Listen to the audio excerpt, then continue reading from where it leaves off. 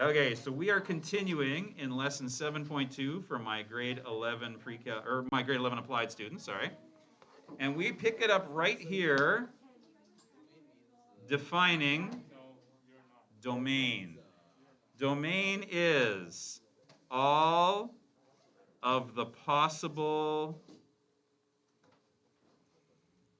x values of a function. It's all the things that the input can be. Notice for a parabola, x can be any value. Right? Look at the parabola. Does x exist when it's 2? Yeah, it hits the graph when x is 2. But does it hit when it's 3? Yep. When it's 4? Yep. When it's 5? Would it hit it at 10 billion? There's people who go, well, no, because it's going to start going up. I'm sorry, but it's always getting wider. So yes, it will exist. It'll exist when x, if you kept going here, is 10 billion. What about negative 10 billion? You bet. There's no number that doesn't exist on this graph for any x value. So you say x can be, for this example, any value. And does anybody remember the fancy way you say that? Let's do it the fancy way first. Domain is the set of all numbers. Oh, that's bad. I'm going to try that one again. There we go. Set of all numbers. I'm sure you remember this from last year when you see it. There you go. I'm getting groans of recognition from the crowd. Do you remember what that says? X belongs to, most people would say, is an element of. That's what that funky epsilon E means. The element of real numbers. And when I draw capital R for real numbers, I put an extra line through it. And that tells the person reading it, oh yeah, he means real numbers. So that means x can be any real number. It could be negative pi. It could be 2 billion. It could be 0. It could be 1/3. It could be any number you can imagine. There is another way to write domains and ranges. If you don't like set notation, you can use what's called interval notation. Some grade 10 teachers get to this and some don't, because it's actually technically not till the curriculum this year. But in interval notation, so I call that again, I call that set notation, because I'm giving you a set of numbers, hence the fancy brackets. The other way to write it is to make, it looks like I'm writing coordinates, but I'm not. I'm saying left boundary and right boundary, and I put it in brackets like it's coordinates, but this is called interval notation. So I'm making an interval here. And I'm saying that you can go from to the left to negative infinity and to the right to positive infinity. Set notation and interval notation. So that's my domain. Range. Okay, now that you've been reminded what domain means, I bet you all know what range means. Question? You can use either on a test, I don't care which. Interval notation does get a little more complicated in a sec, but some people would say, well, it's less complicated than this fancy looking thing. Range is, of course, all of the possible, finish my sentence, y values, correct. I'll say of a function. And you know, when I say y, of course you could also say f of x or g of x, right? You learned in grade 10 that if you're in function notation, you can write it like a function. So in this example here, which I think is the same example, isn't it? It looks like it. Can y be any number in the whole universe the way x could? And the answer is no. Y will never make it below that number there. And that number, it appears to be 3. So I'm going to say y doesn't exist below y equals 3. So how do I say that in my fancy set notation? I say r, notice I don't, there's a good reason for that extra line on reals. R for range. R equals, set brackets, all the y values greater than or equal to 3. Yes, I know for some of you, you hate those symbols. Which way does that mean again? That's, you read it from left to right. Y is greater than or equal to 3. Now, on some textbooks, especially I think yours included, they actually will say Oh yeah, but, oops. But we mean all values bigger than 3 that are real. I'm going to say that as far as I'm concerned, this part here, I don't really need you to write that in your answers. I'm happy with just the y is greater than or equal to 3. I'm going to say that for when we're doing our homework, let's just assume unless you say otherwise, you mean all real numbers. It's like, what if it's a question where y counts how many suitcases you're making at a factory? Well, then obviously you'd have to say whole numbers. But let's assume the default setting is real. So you don't have to say it every single time. That's kind of a drag. Now the other notation, okay, check this out. Excuse me, check this out. Y can go up to infinity, so that part is the same. But y can't go below 3. So it starts at 3, and notice the difference in the bracket. Squared bracket is telling you start at this value. So how come I don't have a square bracket around infinity? Well, because infinity is not a number you can reach. The round bracket means approach this value. Obviously, infinity is something you can approach, but you can't get there. You can't walk down the number line and say, oh, I'm at infinity now. Because infinity is a concept, not a number. Whereas 3 is a number. And this graph darn well hits y as 3 right there. Okay? So interval notation does get a little bit trickier when it's not just the infinity, negative infinity, because it can be anything kind of set. All right, so we have now, let's summarize. We've learned that parabolas have range, domain, an axis of symmetry, a vertex, X-intercepts, and Y-intercepts. Let's find all of those things for a couple of parabolas. We have a question. Not kind of related, but he asked, and now I'm curious. Are decimals infinite? What do you mean, are decimals infinite? Okay, so the question is, are decimals infinite? Here, what's 1/3 as a decimal? It's 0.3 repeating, because think about it. This is a divide, too. This is like saying 1 divided by 3, right? And if I break out, say I break out long division, how many 3's go into 1? It doesn't. I need more spaces. How many 3's go into 10? 3 with 1 remainder, bring down a 0. 3 with 1 remainder, bring down a 0. See, I could do this forever, right? So those go forever. That's why 1/3 is 0.3 repeating, because when you divide it, you'll never run out of remainders.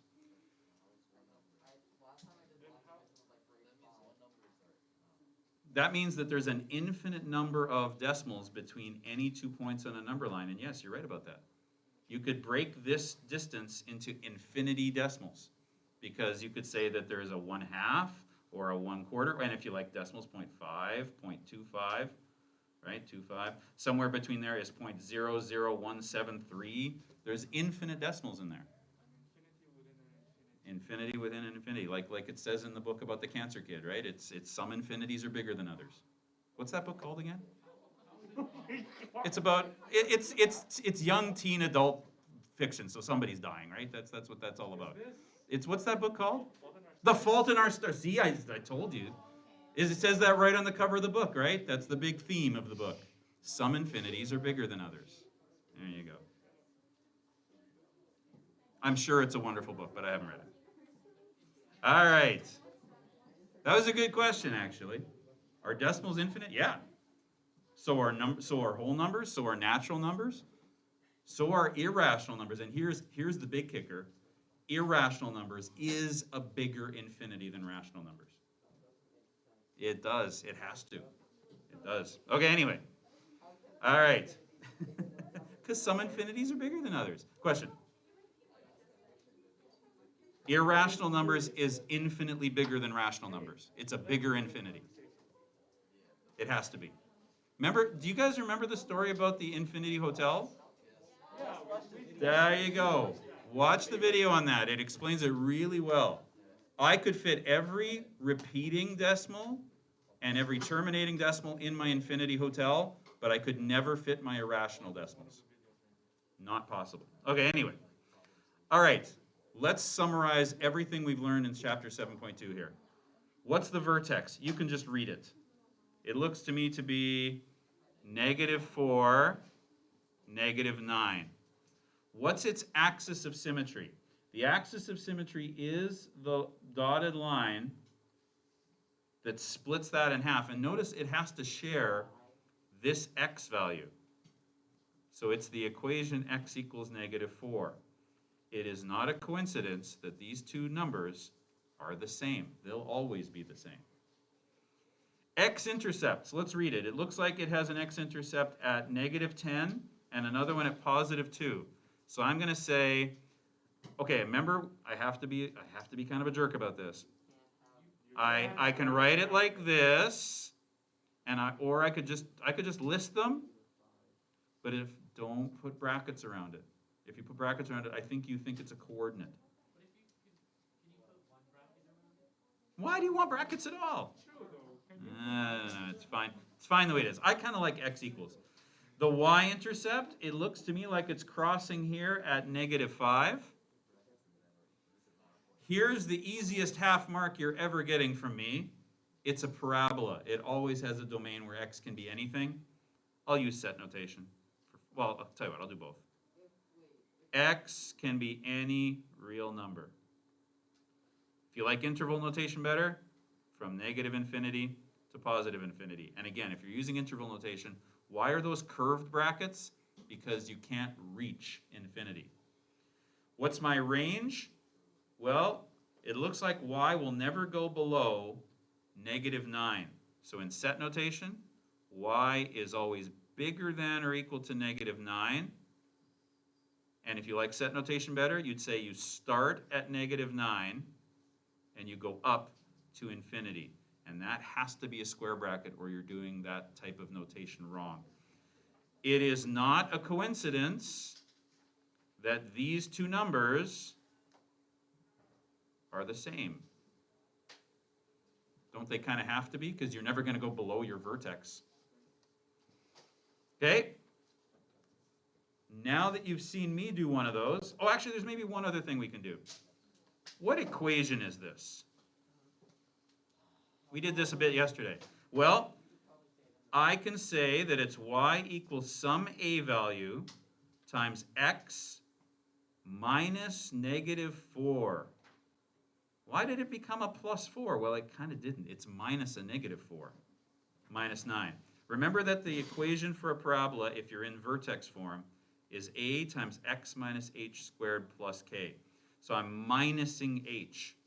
If h is a negative number to begin with, you're minusing a negative, which is saying plus. Now here's the problem though. What's my a value here? And remember, I showed you yesterday, there's like 3 ways you could find it. You could graph everything here and leave the a value as a slider and just move around Desmos until you figure it out.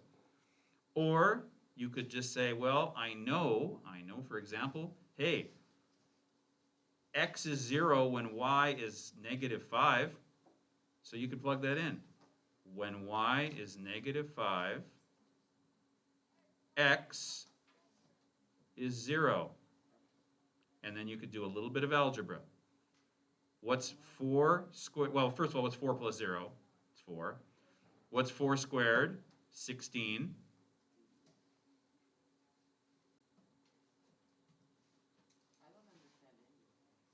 And then I'd move the -9 to the other side by adding. What's 9 plus 5, or 9 minus 5? 4. And then I divide both sides of the equation by 16. So a is 4 over 16, which does simplify to a quarter. So my final answer for this equation, now I figured out what a is. Y is equal to 1/4 x plus 4 squared minus 9. That's the equation that graph is. So we can find all of this data about it, and we can actually, even if we wanted to, figure out what the equation is. Now remember, I did tell you there's a third way that I could figure out what that a number is, and that one is by counting. A normal graph, or a normal parabola, when I say normal, just good old y equals x squared, behaves like this. When you start at 0, you go from 0 to 1, you move 1 up. If you go from 0 to 2, you'd go up 4. If you go from 0 to 3, you'd go up 9. What's this one doing? Well, when I move over 1, I don't even go up a whole 1 yet. So it's some sort of fraction. When I move over 2, I'm used to going up 4. I only go up 1. What's the relationship between the number 4 and the number 1? This number is a quarter of that number. That's why that's a quarter. So that's a nice little way to do it. So there's 3 things you could do. You could play around with Desmos until you hit the right fraction. You could do a little bit of algebra, or you could count. Let's try another one. What's the vertex of this guy? Read me that point. Looks to me like it's -4, comma 2. What 2 things does that tell me? It tells me that the axis of symmetry is x equals -4, and it tells me that the range is that this thing will never go higher than 2. So y will be less than or equal to 2. Get why it's a less than? Because it's always going down. If you prefer the other notation, you start at -infinity and you go up to 2. Does it matter what brackets you put? Yes, it does matter what brackets you put. This is a solid bracket because I can hit the number 2. This is a round bracket because you can't actually go and stand at infinity and say, hey, I'm at -infinity now. Reaches, approaches. That's what those 2 brackets mean. Domain, easiest half mark ever. All reals. That's always the answer for every parabola that isn't bounded by something. All right, let's read the other stuff off the graph. What is the X-intercept? Looks like it hits at -6 and -2. What's the Y-intercept? Looks like -6 as well. And if I wanted to know, again, what the graph of this thing, or what the equation of this graph is, well, I know that it's y equals some a number times x minus -4 plus 2. And if I want to know what the a is, okay, I'll use the third strategy first this time. I'm going to count. Normally, a parabola goes 1 over and 1 down. What does this one do? Oh, it doesn't even go down a whole, so it's some sort of fraction. What if I go over 2? Normally, I'd go down 4. This one goes down 2. Half of 4. A must be a half. And if you want to check that, to make sure you counted properly, we could do some algebra. We know that, hold on, we know that y equals 1/2 times x plus 4 squared plus 2. Pick a point that you know the x and y. How about pick one of the x-intercepts? When x is -2, y is 0. Why is what a positive? Oh, sorry, hang on. Oh, you're right. This should be a negative. Is that why somebody was trying to put their hand up? Sorry, you're right. That should be a negative. Okay, so anyway, if I want to check that I did that right, how do I know? First of all, do you remember how I know the a is a negative? Because it's upside down. A should be -1/2.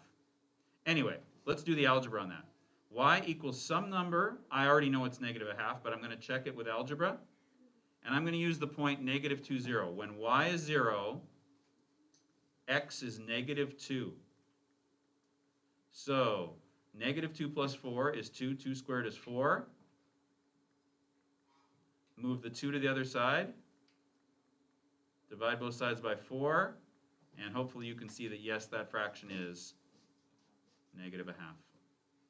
So that's my equation. Isn't that nice? All right. Why it's a +4? Because the equation that relates the vertex to y is that. So it's -h. So when h is a negative, when you put a negative in for this h, you're minusing a negative. You notice when I write it down, I even say, I don't know if you saw me when I said this, I go minus -4. It's kind of in my head, I take that negative and I turn it sideways and make it the plus sign. Yep. Where did you find the -2 exactly? negative 2, there is no negative. Transpose to negative. The negative 2 is in the x-intercept? Right there, I just read it off the diagram. And same with the negative 6. Just read it off the diagram. Okay, how to use your graphing calculator, or Desmos, to identify the properties of a quadratic function. Okay, let's do some graphing. So if we're doing this with Desmos, Desmos is really nice to you. You open up Desmos, you erase everything. Let's just get a new page. Let's just go new. Oh, wait, that's not new. Let's just go. Let's just, you know what? I'll just open up a new page. That way I save the other stuff. There, open up a new page. Okay, so we are graphing y equals x, and then squared again is over here, x squared, and then it's minus 2x, minus 2x, minus 3, and there we go. And Desmos is super nice to us. It puts dots on all of the things. No, that approximate thing's when I'm starting with data, not an equation. I don't know the equation. I know the equation, so I just asked Desmos to graph it, and it tells me all of my important points. Vertex, X-Intercepts, Y-Intercept. So I can go now to my notes here and say, okay, so first of all, let's do a sketch of it. So let's see, what's the sketch? Well, I guess I kind of need to, you know what, I'll do the sketch last. So what's the vertex? The vertex is, that's how good my memory is. I just looked at it and I can't remember it. There it is, 1, negative 4. So 1, negative 4. Now, the TI will do the same thing, but it's a little more complicated. For the TI, I, first of all, erase everything that's on here. So let's see, we'll erase that, clear that. We'll get up to the stat plot, turn that off. And turn off the stat plot, yeah, good. Quit, go to my graph, good. Okay, so let's go and we'll graph, again, what are we graphing? We're graphing y equals x squared minus 2x minus 3, and there it is, there's our graph. Okay, now, how do I find all the things? It doesn't highlight them the way that Desmos does, so I have to go under second function, calc. See where calc is right under the graph? It's on the trace button. And then what do you call X-intercepts again? Well, you can also call them roots. You can also call them solutions. You can also call them zeros. So click 2, and then it says, okay, I want to put the left boundary, move over to the left until you're left of it, hit enter, move over till you're to the right of it, hit enter, and there we go. Negative 1 is my x-intercept. Oh, wait a minute, we wanted vertex first. Okay, we wanted vertex. So let's go to calc. My vertex, notice none of them say vertex, but there's another word for what this vertex is. This vertex, which of these words do you think means vertex? Isn't my vertex a minimum? Because it's the lowest it can go. So hit 3, and then make sure your cursor's to the left of it. Maybe move a little closer. Hit enter. Move your cursor till it's to the right of it. Hit enter again. And it'll tell me, now again, this number here, 0.999999, that's 1. So it's 1, negative 4. And that's the vertex we got. So it's a little more complicated than Desmos because you have to tell it to calculate it for you. But it still does the exact same thing. So there we go. Let's put the vertex down. 1 over, 4 down. 1 over, 4 down, vertex.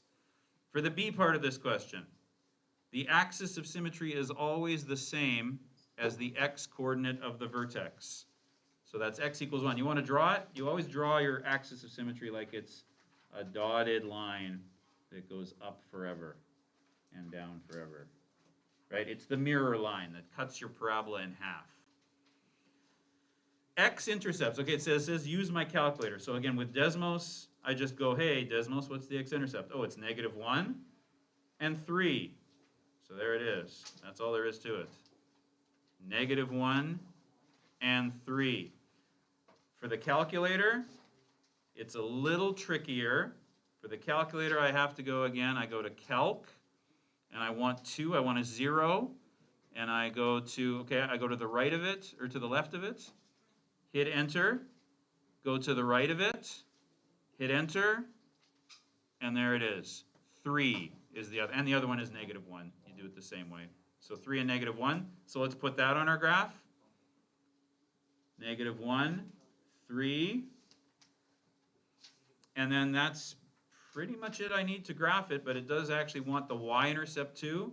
Okay, so how do I find the Y-intercept on Desmos? Well, once again, read it. It's -3. How do I find it on the calculator? On the calculator, I ask for a value. So go to number 1 and go to value, and you know the Y-intercept happens when x is 0. Hit enter, and that tells you that it's -3, and it even points it out to you on the graph. So that's how you do it on the calculator. So you go that it's -3, and I can now go back to my graph and graph the -3, and that's good enough. I have enough points now to make my parabola. I actually know that it goes through this point as well because symmetry says it has to. And then make me a nice curve. Don't make that too pointy. See, I don't like that. That was too pointy. So it's a curve, right? Curve. There we go. Good enough. Parabola. And there we go. Okay, so I'm going to leave you with this to try, and we'll start tomorrow's class. So you have a little bit of homework tonight. Fill in this chart, and then make me like a little sketch. It doesn't have to be on graph paper or anything. Just make me a basic sketch of what this thing looks like. So you are going to enter this into either your calculator or Desmos, and you're going to find all the things that we just found. And you're going to do it 3 different times for 3 different things. And there we go. That's it. So that's your homework for tonight, and then I'll give you time to work on the next assignment tomorrow after that. Okay? So there we go. I will stop the lesson there, and I'll go see how my test writer is doing.